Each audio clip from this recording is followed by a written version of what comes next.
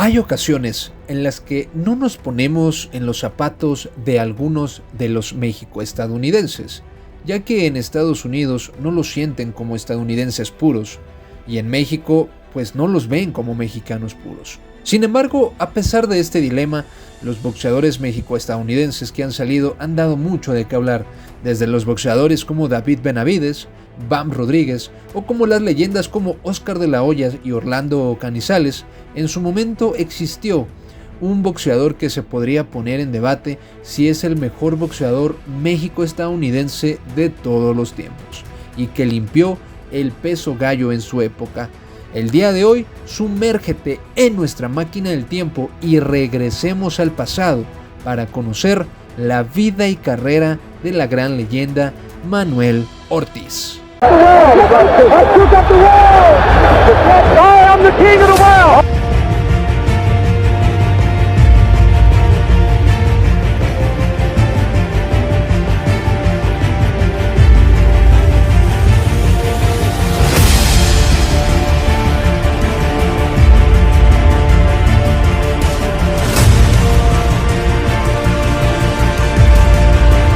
Gene Coleman.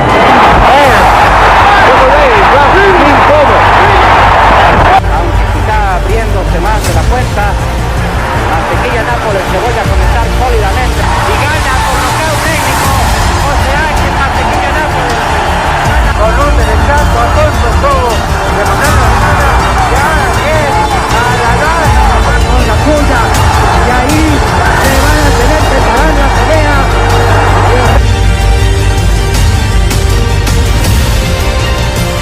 Today, I'm still the greatest of all time. Never again defeat me.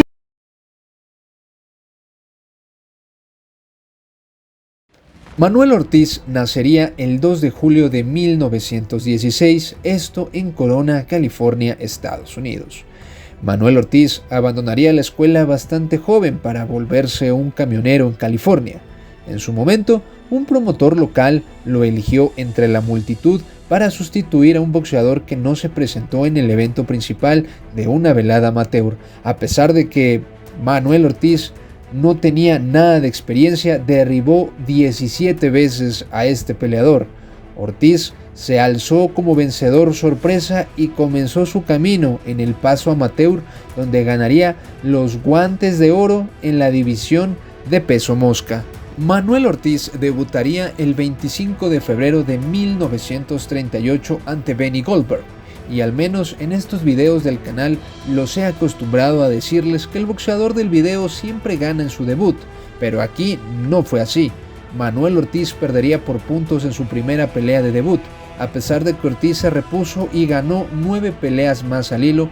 Ese mismo año, 5 meses después de su debut, se enfrentaba al trotamundos filipino Pablo Dano, quien ya contaba con 166 peleas, donde Manuel Ortiz perdería por puntos e inmediatamente después se daría su revancha ante Goldberg, donde nuevamente perdería Ortiz.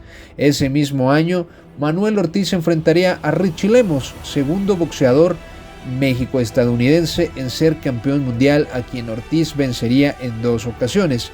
Sin embargo, a Ortiz no le estaban saliendo las cosas tan bien en poco tiempo en su debut, ya que después perdería ante Small Montana, el filipino, también ante Jackie Hurich y Bobby Leivas.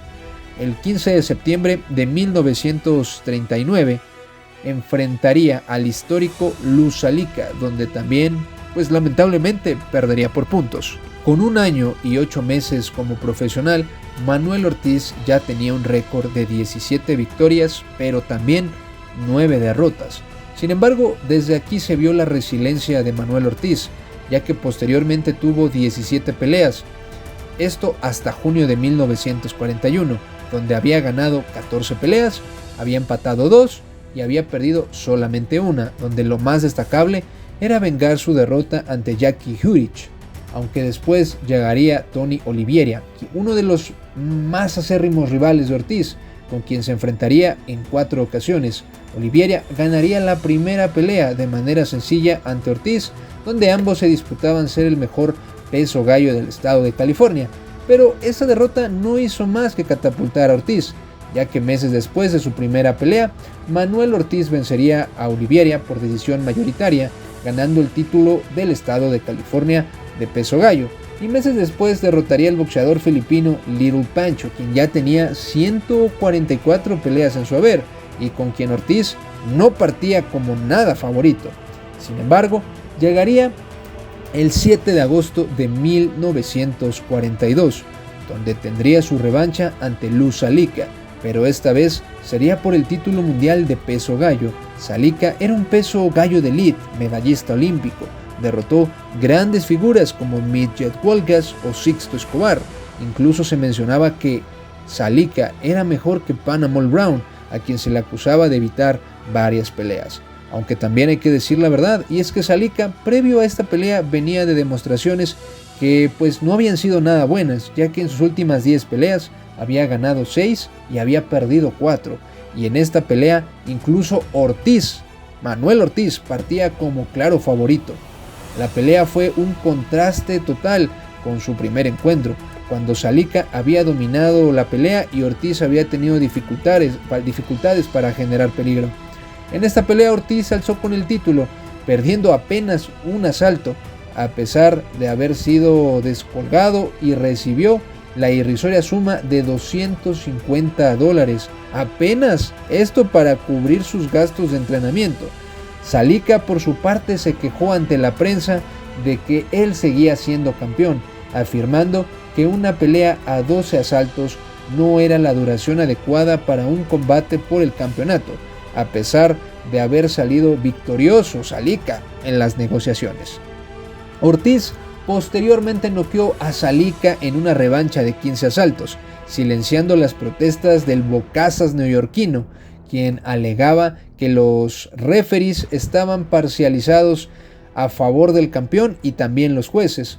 Una de las ventajas de Salica era su resistencia, pero Ortiz lo anuló por completo, noqueándolo en 11 asaltos. Salica fue descrito como acabado, pero continuó su diatriba ante la prensa, afirmando que Ortiz era un mal campeón y que debía retirarse si estaba perdiendo contra un boxeador de su nivel. Y aquí es donde, después de tener pues un futuro bastante incierto en el boxeo, con varias derrotas, pero con mucha resiliencia, es como empezaba el dominio ya de Manuel Ortiz en la división de peso gallo. Después de la revancha por el título mundial ante Salica, Manuel Ortiz haría 12 defensas exitosas, donde sus victorias más destacables eran nuevamente ante Tony Oliveira, a quien paraba en tan solo 7 rounds, ante Benny Goldberg, el boxeador que lo derrotó en su pelea de debut, y nuevamente ante Oliveira, cerrando su rivalidad de 4 peleas. Manuel Ortiz posteriormente subiría a peso pluma a probar suerte ante el mítico Willie Pep, esto ante más de 9,000 personas. Sin embargo, Willie Pep ganaría con facilidad, y donde siempre estuvo la mayor parte de la pelea fuera del alcance de Manuel Ortiz. Pep ganaría y le haría ver a Ortiz que las divisiones estaban por algo. Sin embargo, llegaría el 6 de enero de 1947, donde pelearía ante Harold Date, el boxeador más difícil que enfrentaría a Manuel Ortiz. Date vencería por puntos a Manuel Ortiz ante la sorpresa de todo el mundo, pero 2 meses después Manuel Ortiz vencería a Date en una revancha, recuperando su título indiscutido de peso gallo, donde mucha gente había pensado que si bien Ortiz recuperaba su cinturón, ya no se veía igual que antes. Después de nuevamente recuperar su cinturón, tendría 4 defensas exitosas más, como ante el boxeador chino David Quinn Jong y ante el hawaiano Dado Marino. Pero el 31 de mayo de 1950 iría hasta el continente africano a pelear ante Big Joel, primer boxeador sudafricano en ser campeón mundial, con quien, a pesar de los esfuerzos de Manuel Ortiz, perdería, terminando su gran racha en peso gallo, donde Ortiz tendría una marca de 23 peleas por título mundial, ganando 21 peleas y solo perdiendo 2, y ostentando actualmente el récord de ser el boxeador que tiene más defensas exitosas en gallo de la historia, con 19 defensas exitosas en 2 reinados diferentes. Aunque también hay que aclarar que Orlando Canizales lo superaría en el aspecto de hacer 16 defensas de título mundial de manera consecutiva en la división de peso gallo, cuando Ortiz de manera consecutiva tuvo 15 defensas. Manuel Ortiz se retiraría el 10 de diciembre de 1955 ante Enrique Esqueda, con quien lamentablemente perdería. Manuel Ortiz se retiraría del boxeo con 130 peleas, ganando 99, perdiendo 28 y empatando 3. Varios años después fallecería a la joven edad de 53 años. Sin entrar en muchos detalles, fallecería de cirrosis hepática en el Hospital Naval de San Diego. Quizás podamos debatir el lugar que merece Manuel Ortiz en la historia del boxeo. Quizás podemos cuestionar su récord. Quizás podamos cuestionar que le hizo falta esa gran victoria para catapultarlo aún más alto en la historia del boxeo, ya que su mejor victoria, que fue ante Salica ya se encontraba fuera de ese mejor momento, y quizás podamos cuestionar si es el mejor peso gallo de todos los tiempos, ya que no tuvo la suerte de estar en una época antes, cuando estaban los Panamol Brown, los Kid Francis, los Sixto Escobar, los Rodolfo Casanova, los Tony Marino, los Baltasar Sanguinchil, los Harry Jeffra o Midget Wolgas. Pero lo que sí estamos seguros es que Manuel Ortiz es el claro ejemplo de la resiliencia y de nunca darse por vencido. Manuel Ortiz al principio de su carrera no tuvo un récord brillante, aun cuando en esa época las derrotas no importaban mucho, pero la realidad es que Ortiz al principio estaba dejando más dudas que certezas, pero nunca se dio por vencido y aprendió de todas las derrotas para después coronarse y limpiar toda su división y convertirlo en un histórico de la misma. Descanse en paz, Manuel Ortiz.